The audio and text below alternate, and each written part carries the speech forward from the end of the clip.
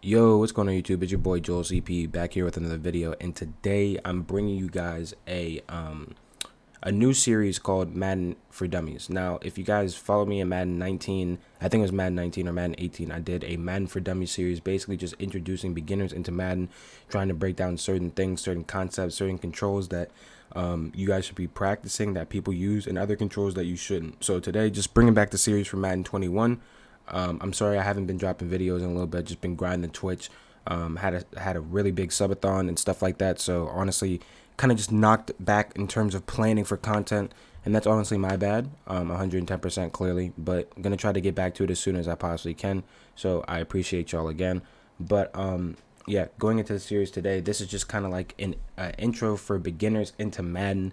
The do's and don'ts in this new Madden, and just some controls that you guys may not know that they switched, or certain things, maybe one of your favorite routes that they may have took out of a formation or something like that. So throughout this mini series, or not even mini series, throughout this series, I want to make sure I can help y'all, and just as a group, you guys can progress to become better Madden players. Even if it's somebody that's played the game for a little bit, you may just not know that they changed the slide button, or they changed the slide button for quarterbacks, you know what I mean? Or they changed the QB contain, or maybe, baseline isn't good in certain formations versus certain looks. So, just certain things that pros feel like it's pretty simple to know just because we're pros, and it's really not that big of a deal to us, or it's not that big of an issue to us. It could be a big issue to you guys. So I'm trying to just break down everything in terms of a amateur or beginner perspective for you guys, so you guys can get it in using your weekend league games, head-to-head games, CFM games, red games, even games with your friends, and just get better at the game.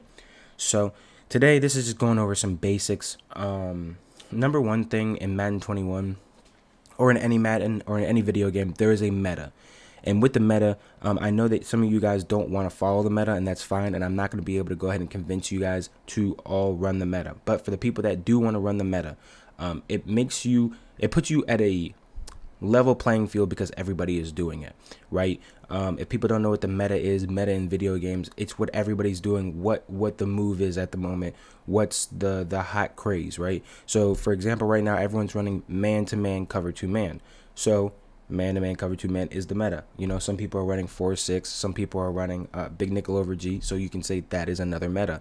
On the offensive side of the ball, people are running bunch offset, and bunch, so you can say that is the meta on offense. Last year, Madden 20, Joke ran the ball every single play with a punter. Running was the meta. So as you guys can see, those are just some examples of meta, and at the end of the day, controlling the meta and dominating the meta is going to make you better at the game. You may not like the person that you've become in terms of playing video games, or just in terms of playing Madden, because it may be a little unorthodox compared to what you usually do. But at the end of the day, switching to the meta is going to make you better at the game, just because it's why everyone's running it for a reason. You know what I mean? People aren't running it because they want to run the ball every single play. People are running every single play because it's super easy, and no one can really stop it. Or no one knew how to stop it last year. This year everyone's running man-to-man because it's way easier to run man-to-man than zone. On top of the fact that versus bots, man-to-man is super easy bag-wise. You know what I mean? When you play somebody good, you may have to switch from some man to zone. And we'll get into that into the later videos, like I said, as we all progress as a group and get better as a group. But right now, at the moment, everyone's running man-to-man cover 2 press. Not even bench press. People are running with like one step ahead, or acrobat. People don't really use bench press like that anymore. And then on the offensive side of the ball, people are using like backfield master, slot-o-matic, route technician, route apprentice, and gunslinger on the offensive side of the ball. Alright, so number one for defense, most of the controls are the same, right? Baseline is still triangle and left stick to the right. Now, if you guys don't know what baseline does, right, this is a cover 3. How do you know it's a cover 3? Look at the secondary players, right? So I'm holding R2 to pull up my R2 or RT, the right trigger, not the bumper, to go ahead and pull up my player, right? And if you look at it, there's 3 high safeties. So more than likely, that's how I know it's a cover 3. A lot of people ask me, yo, how do you read the coverages? But it's just based off the high safety, right? If it's a single high safety in this middle, then it's more likely a cover 3, right? But when I baseline, these eyes are going to move weird. This strong safety backs up. Why? To make it look like it's a cover 2, a cover 4, when it actually is a cover 3. Baseline basically just shades the coverages to make sure it looks like the same coverage you're running at all times, so that you can mix it up and mess with the opponent. But a lot of people really don't run baseline this year. Usually a lot of people just run man to man, and it's not even man aligned, they just press, right? Because if you man align when you're already in man, then the guys that are already manned up are going to move around. So when you run man to man, you really don't have to do too much. All you really have to do is come out and press. So if you guys don't know how to press, let's just say you come out in a dime, cover 2 man. And remember, cover 2 man, 2 safety high play, and then cover 1 robber press the 1 safety high with the 1 guy in the yellow. As you guys can see, the strong safety in the yellow. You want the cover 2 man this year. Cover 2 man is really, really good, especially if you're playing all Madden. All pro, it's still very good. Don't worry, I use it all the time in all pro, and I feel like I'm pretty successful. Sometimes I feel like in all pro I have to switch up to zone more than all Madden in terms of man to man, switching from man to zone. But nonetheless, cover 2 man is very, very good, and I use it a lot. So make sure you're using the double high safety cover 2 man. And for the adjustments for that, all you're gonna do is press. So it's gonna be triangle or Y, and it's gonna be left stick down. Just as simple as that. It's nothing more or less. You don't have to man align, you don't have to do anything else. And I do not recommend the baseline, because as you can see, now your guys start all the way on the other side of the field, and it's not going to be as effective, because you want your guys to be right on top.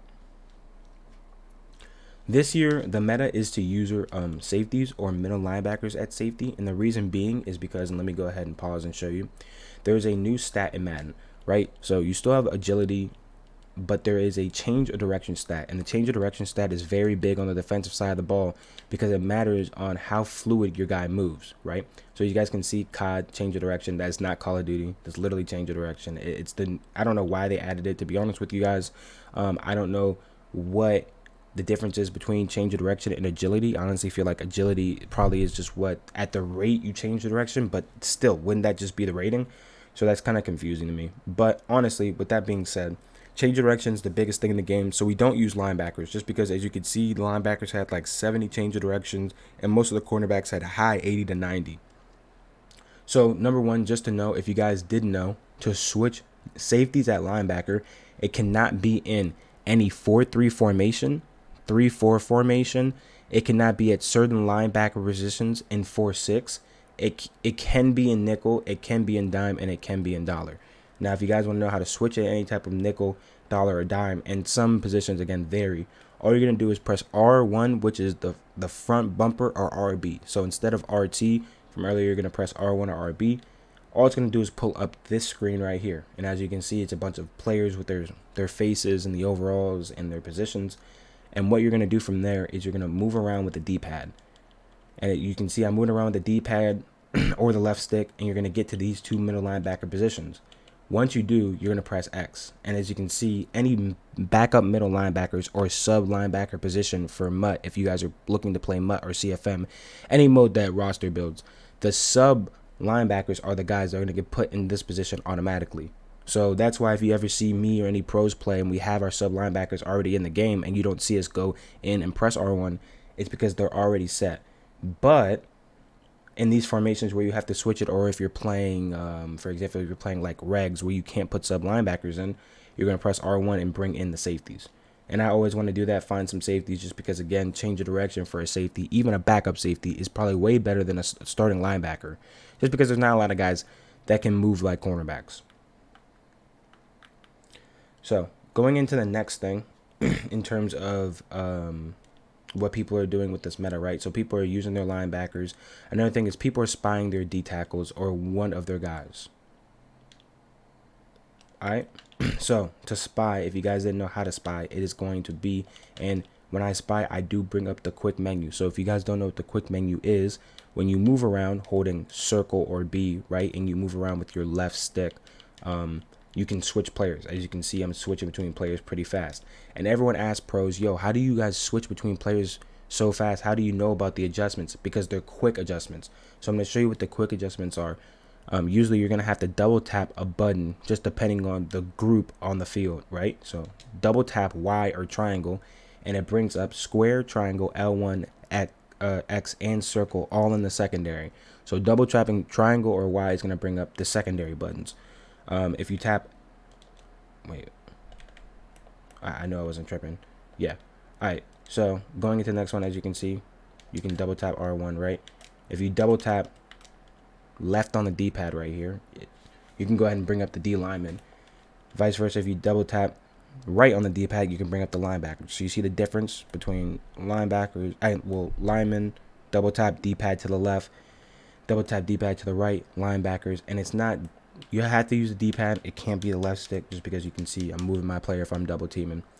So people usually take one of the inside guys and spy them, just because a lot of people are using mobile quarterbacks right now. The meta on quarterback is still like Michael Vick, Lamar Jackson, Josh Allen at the time I'm recording this video. So a lot of people are starting to use Josh Allen. Some people are using Favre, but people are using Mike Vick still.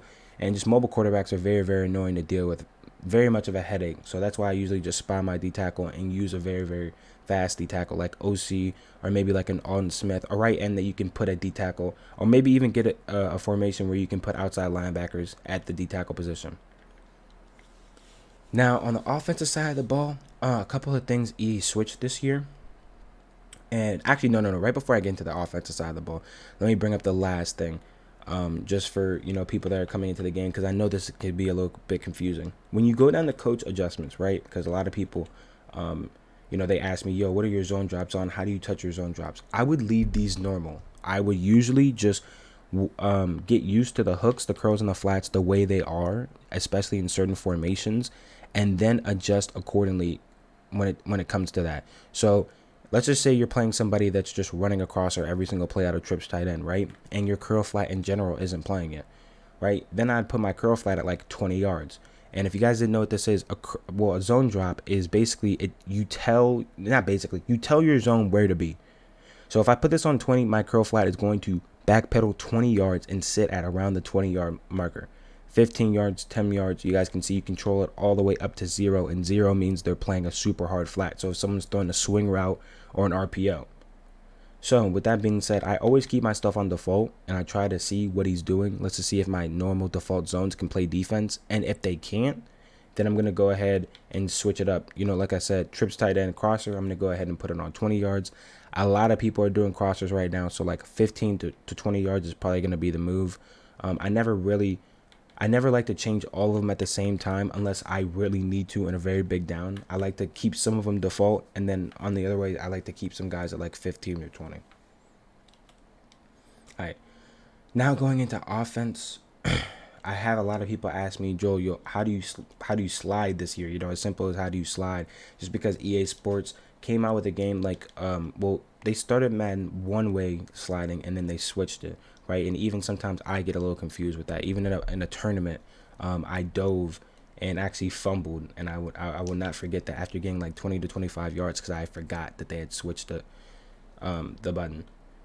So if you guys want to lay down with any of your players, it's going to be double tap square or X, right? So I just spam square or X in terms of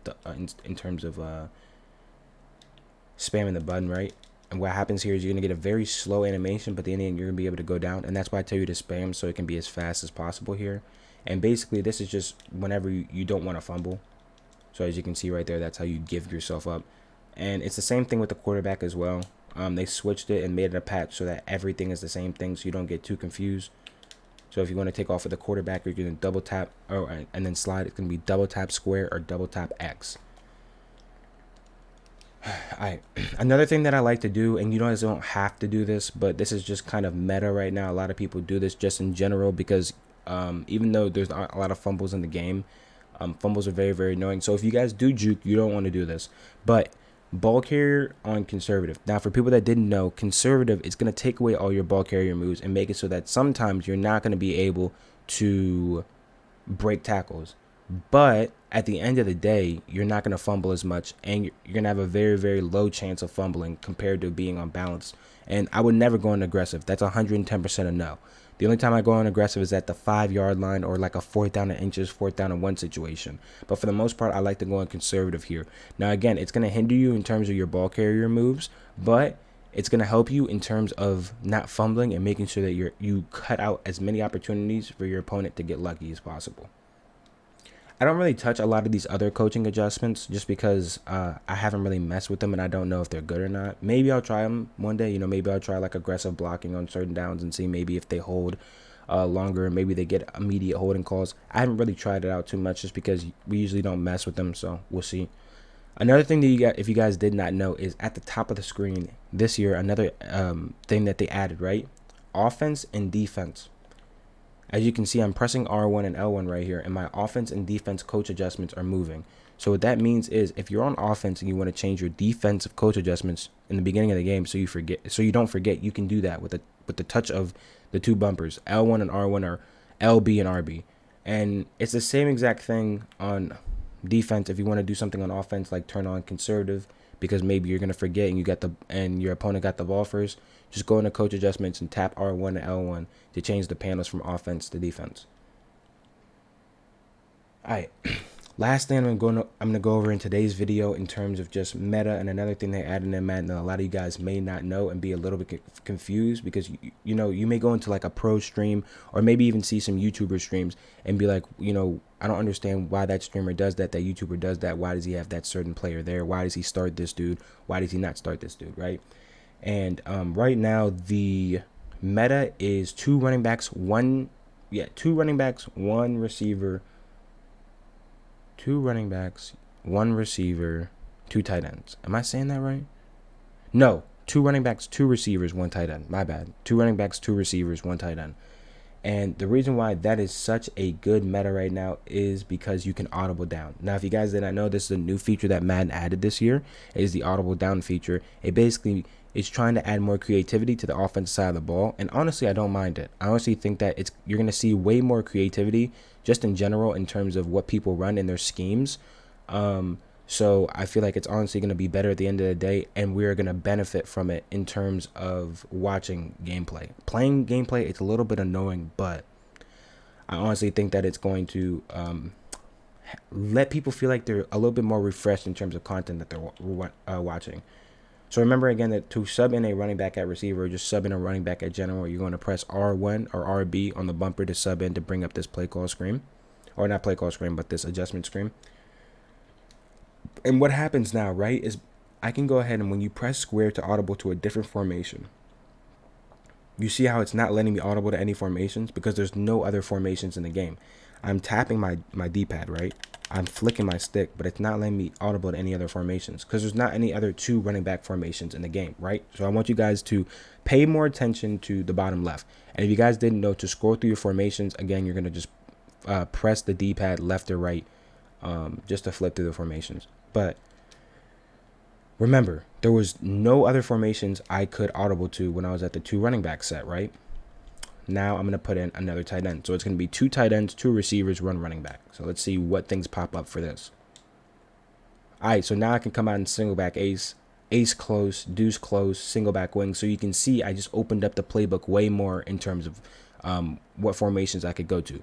Beforehand, it was none. Now I can go to like 6 or 7 different formations. It just switches up things and lets me open up the playbook a lot more from the same thing. So not only do people have to stop tight flex, but now they have to play defense for all these other formations that I have as well.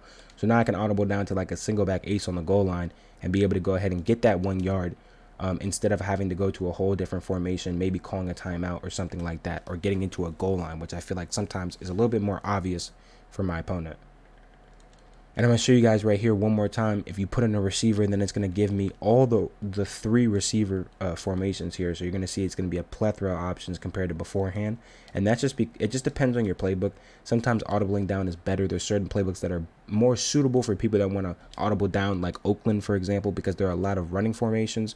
But since I'm in Bengals, they don't have really too many running formations.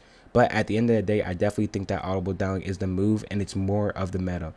So as you can see, I press square and bam, I have tight slides, I have bunch offset, I have wide trips, I have stack Y off, I have doubles Y off. So there's a lot more formations that I can do because I'm giving myself more adjustments in terms of personnel. But yeah, I'm going to be dropping these videos a lot more. I am sorry for not dropping videos earlier. I know I took a little bit of a break, but I wanted to make sure that you guys weren't sitting there and you guys were like, oh my God, here comes like the break that Joel always takes in the middle of the year for YouTube. Now I'm back for a good 110%. I'm going to try to be as consistent as I possibly can. Right now, I'm still kind of looking for an editor, so that's why videos have been slowed down as of lately in terms of production. But hopefully you guys enjoy this video. Hopefully you guys are going to start to enjoy this series because last year a lot of people enjoyed this series. So hopefully you guys do. Hopefully this improves your Madden game. 110%, turns beginners into amateurs, amateurs into semi-pros, or maybe even pros. And hopefully you guys like the video. Make sure to comment, like, subscribe. I'm out. Peace.